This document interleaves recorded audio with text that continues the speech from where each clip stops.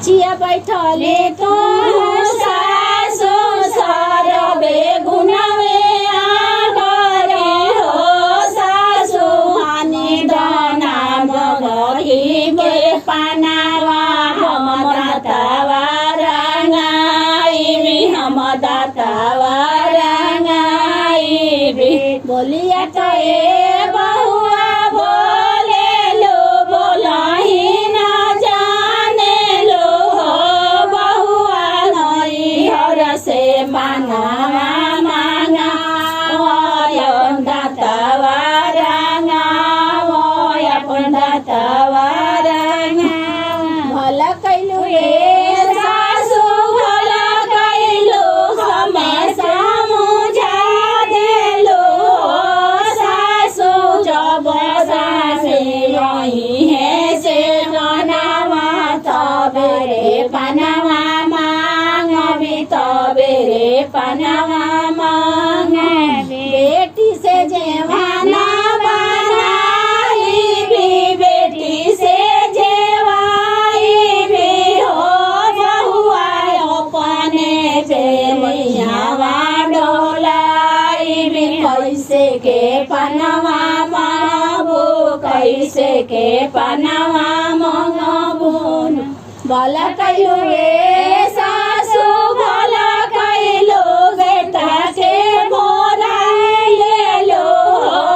सासु जब स्वामी आई है से जोड़िया तबेरे पनावा मांगबी तबेरे पनावा मांग बेटी से जिया डसाली भी बेटी से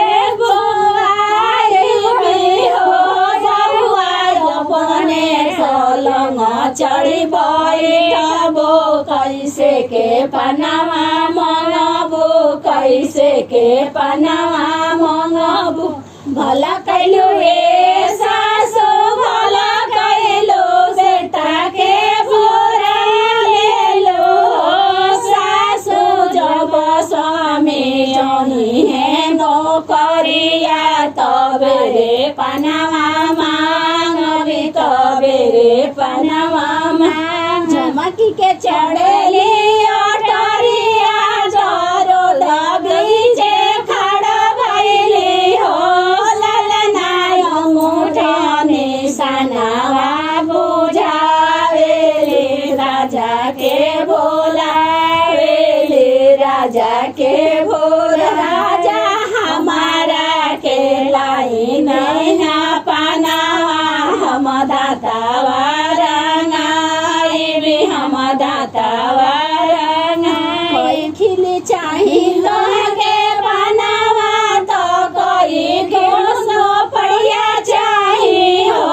धनिया कोई सिंको मगई के पनावा तो दातावा रंगाईबो तो दातावा रंगाईबो 5 गो चाही हमके पनावा तो 5 गो सो बढ़िया चाही हो राजा 5 से मगही के पनावा हम दातावा रंगा आईबी हम दातावा रंगाईबी सास सही से पनावा मांगारेली सातावा रंगावेली हो ललना जाई के सासु के देखावे देखो ना सासु मुहावा देखो ना सासु मुहावा ऐसन झगड़ा बहुआ तो हम नाही जानिले हो रे बेटा से मांगेली पनावा तो दातावा रंगावेली दातावा प्रणाम और धन्यवाद ई वीडियो देखला खातिर। हमार काम यदि रउआ पसंद आवता तो हमार चैनल के जरूर सब्सक्राइब करी और संगे संगे नोटिफिकेशन वाला घंटियों दबा दी। हमार चैनल पर भोजपुरी लोकगीतन के सुनी आ आनंद ली। हम रोज एगो वीडियो के संगे हाजिर बनी। धन्यवाद।